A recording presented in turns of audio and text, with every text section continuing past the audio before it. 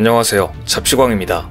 전 세계에서 중국만큼 민폐라는 단어와 가장 잘 어울리는 나라가 있을까 싶습니다. 중국은 말로는 2060년까지 탄소 중립을 달성하겠다고 선언해 놓고 실제는 석탄 화력 발전소 건설을 확대하는 계획을 추진하면서 지구온난화 위기를 재촉하고 있습니다. 뿐만 아니라 엄청난 미세먼지까지 주변국에 퍼뜨리고 있습니다. 또 1대1로 프로젝트를 통해 많은 국가들에게 막대한 빚을 떠안기면서 악영향을 끼치고 있습니다. 1대1로에 참여한 68개국의 부채 비율은 126%로 급증하며 파키스탄과 같은 일부 국가들은 IMF의 구제금융을 받을 정도로 심각해졌습니다. 그런데 최근 들어 중국은 더욱더 민폐국가로 인증받으려는 노력을 하는 것 같습니다. 육해공 모든 곳에서 만행을 저지르며 중국은 고립을 자초하는 모습을 보이고 있는데요. 오랫동안 육지에서 민폐를 끼쳤으니 이제는 바다로 나아갑니다.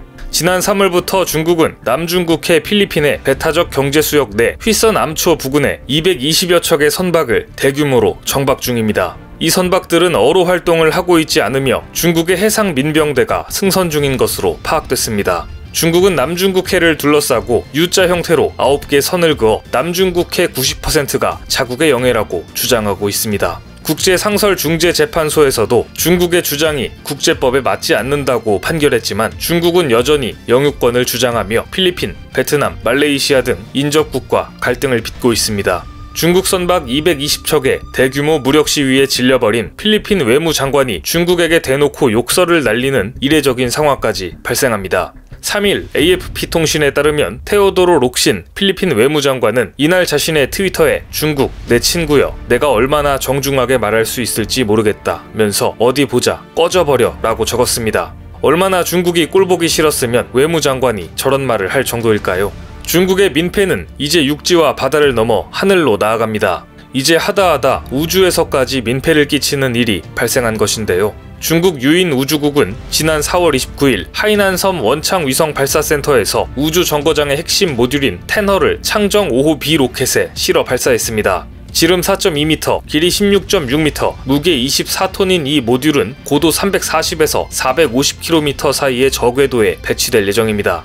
핵심 모듈은 우주 비행사들이 거주할 생활 공간도 갖추고 있는 것으로 알려졌습니다. 중국은 우주 정거장 건설에 필요한 모듈 부품을 하나씩 우주로 보내고 내년 말까지 새로운 독자 우주 정거장을 완성해 운영할 계획입니다. 최근 몇 년 동안 중국은 우주를 향한 야망을 공공연히 드러냈습니다. 우주 개발에 상당한 자금을 쏟아부었고 시진핑 주석도 우주 굴기를 이루어 국가 부흥을 하겠다는 꿈을 꾸고 있습니다.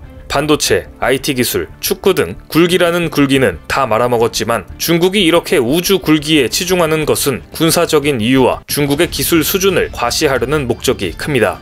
게다가 현재 궤도에 건설돼 있는 유일한 국제 우주 정거장은 중국의 사용이 배제돼 있기 때문에 중국이 우주 개발에 더욱 욕심을 내고 있는 것이죠. 중국은 앞서 미국에 의해 국제 우주 정거장 건설 계획에서 제외된 후 자체적인 독자 우주 정거장 건설에 나선 상황입니다. 하지만 기술력이 부족한 상황에 급하게 이를 처리하다 보니 역시나 부작용이 발생하게 됩니다.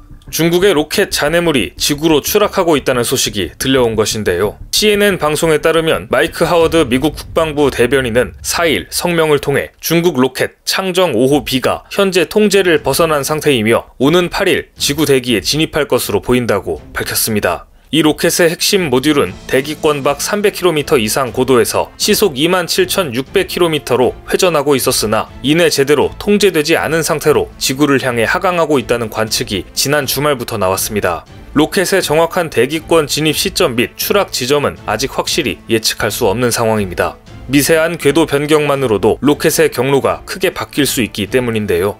하워드 대변인은 국방부가 이 로켓의 궤도를 추적하고 있다면서 구체적인 추락 지점은 이 로켓의 대기권 진입 수시간 직전에야 파악할 수 있을 것이라고 말했습니다. 통상적으로 우주선의 파편은 대기권에서 전소됩니다. 그러나 이 로켓의 무게는 22톤에 달해 일부 큰 파편이 지구에 떨어져 거주 지역에 피해를 줄 수도 있다는 우려가 발사 당시부터 제기된 바 있습니다. 실제 지난해 5월 발사된 창정 5B 다른 로켓의 경우 지구에 재진입한 뒤 아프리카 코트디부아르의 일부 잔해가 떨어져 건물이 파손된 바 있기 때문에 많은 사람들이 우려하고 있는 것이죠. 전문가들은 로켓 비행 속도가 매우 빨라 추락 지점을 정확히 파악하는 것은 불가능에 가깝다며 시민들이 로켓 파편을 맞을 가능성은 낮으나 현재 통제 불능 상태이기 때문에 주의 깊게 관찰해야 한다고 말합니다.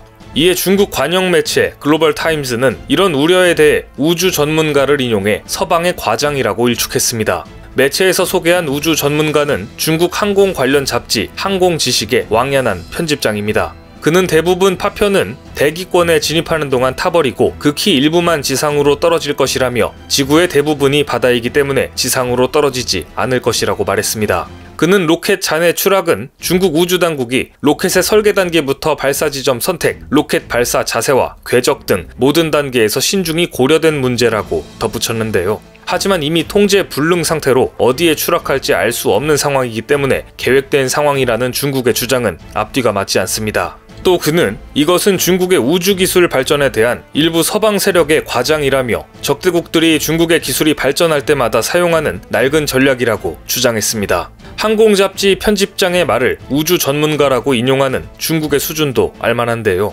이런 어이없는 주장에 하버드대학교 천체물리학센터의 맥도웰 박사는 로이터와의 인터뷰에서 로켓의 잔해들이 지난해 5월처럼 인구가 밀집된 지역에 떨어질 가능성이 있다고 전망했습니다. 그는 대부분의 국가는 발사된 후 임무를 다한 로켓이 지구 대기권에 재진입할 때 전소하게 설계하고 있다며 이 문제를 다루지 않은 중국의 로켓 디자이너들은 게을러 보인다며 지나치게 부주의했다고 강하게 지적했습니다. 미 우주사령부에서도 이 잔해들을 유심히 추적하고 있으며 로켓이 떨어질 때 위치 정보를 업데이트할 계획이라고 밝혔습니다. 물론 지구의 71%가 바다이기 때문에 해상에 추락할 확률이 높은 편입니다. 하지만 반대로 말해서 29%는 지상에 떨어질 수도 있다는 말인데요. 아직 정확한 위치는 나오고 있지 않지만 궤도를 계산했을 때 예상 추락 지점으로 북반구에서는 미국 뉴욕과 중국 베이징, 남반구에서는 칠레와 뉴질랜드 등이라는 분석도 나왔습니다. 만약 미국 뉴욕에 떨어진다면 중국은 미국과의 전면전도 각오해야 할 것 같은데요. 중국 입장에서는 오히려 베이징에 떨어지는 게 나을 것 같아 보입니다. 이런 가운데 한국에는 영향이 없을 것인지 궁금해지는데요. 과학기술정보통신부가 밝힌 바에 따르면 국내에 추락할 가능성은 낮다고 밝혔습니다. 한국천문연구원은 자체 개발한 우주 물체 추락 예측 프로그램을 통해 잔해물의 궤도를 분석한 결과 이 잔해물이 한반도에 추락할 가능성은 낮다고 설명했습니다. 지난해 5월 중국 로켓 잔해물이 코트디부아르에 추락했을 때 당시 한국천문연구원은 추락 12시간 전에 실제 추락시간 20분 이내 오차 범위 안에서 추락시간과 추락 지점을 상당히 정확하게 분석한 적이 있습니다. 이렇듯 중국의 계속되는 민폐 행각을 예방하고 대응하기 위해 한국에서도 우주산업을 키우고 있습니다. 외국 기술에 의존했던 한국의 우주산업이 스스로 일어설 준비를 마친 것인데요. 세계적 수준의 위성을 국내 기술로 제작했고 우주로 향할 국산 로켓도 모든 시험을 끝냈습니다. 먼저 지난 3월에 발사된 차세대 중형위성 1호가 100%에 가까운 국산화를 달성했다는 점에서 의미가 큽니다. 총 172개 핵심 기술 중 157개 국산화가 이루어졌습니다. 그중 위성의 핵심 부품은 카메라인데요. 이 위성에는 지상에 있는 가로 세로 50cm의 물체를 식별할 수 있는 카메라가 장착됐습니다. 최근 이 위성이 촬영한 고해상도의 관측 영상이 최초로 공개되기도 했는데요. 서울의 모습은 물론이고 독도, 이집트에 있는 피라미드와 인도의 타지마할 등을 촬영했습니다. 아직 보정을 위한 시험 운영 기간임에도 불구하고 선명하게 촬영되는 등 상당히 우수한 성능을 보여줬습니다.